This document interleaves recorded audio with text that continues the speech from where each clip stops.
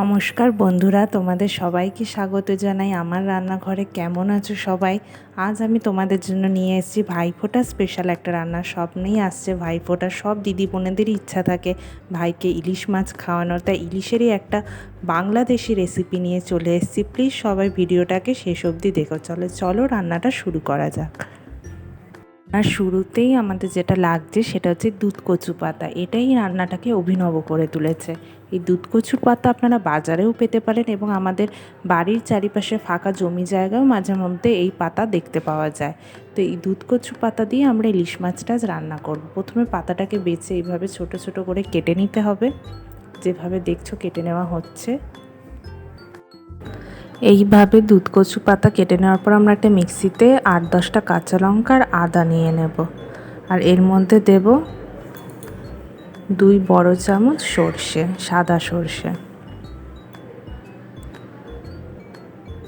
মিক্সিতে এভাবে ভালো করে পেস্ট করে নিতে হবে। দেখুন থিকনেসটা এরকম থাকবে। এরপর ইলিশ মাছগুলোর মধ্যে দুধ কচু পাতাগুলো দিয়ে দেব।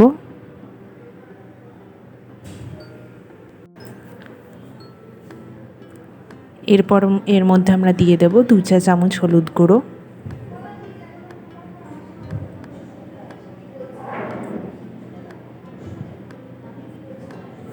এরপর দিয়ে দেব স্বাদ অনুযায়ী নুন।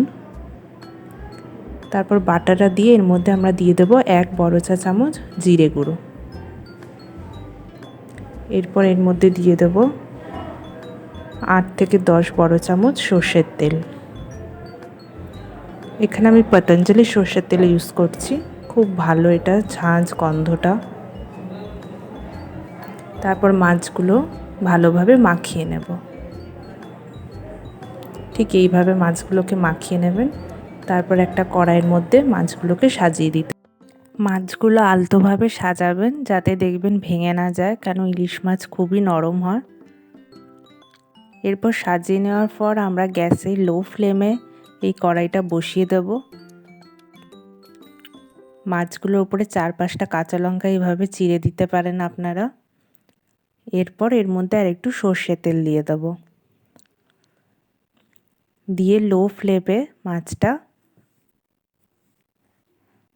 রান্না করব আমরা। ঢাকা দেওয়ার আগে আমরা এর মধ্যে একটু জল মিশিয়ে দেব,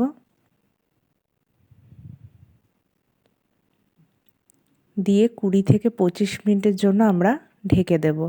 এইভাবে মাছটা ভাপে ভাপে রান্না হবে। 20-25 মিনিট হয়ে গেছে। দেখুন আমাদের মাছটা একদম রেডি হয়ে গেছে। গরম গরম ইলিশ মাছ গরম গরম ভাতের সাথে পরিবেশন করুন। আর ভাইফোঁটায় আপনার দাদা ভাইকে করে খাওয়ার, আশা করি ওদেরও খুবই ভালো লাগবে। রান্নাটা কেমন লাগলো অবশ্যই কমেন্ট সেকশানে কমেন্ট করে জানাবেন। আর যদি আমার এই ভিডিওটি ভালো লেগে থাকে তাহলে প্লিজ ভিডিওটি লাইক করবেন, শেয়ার করবেন আর চ্যানেলটি সাবস্ক্রাইব করে দেবেন।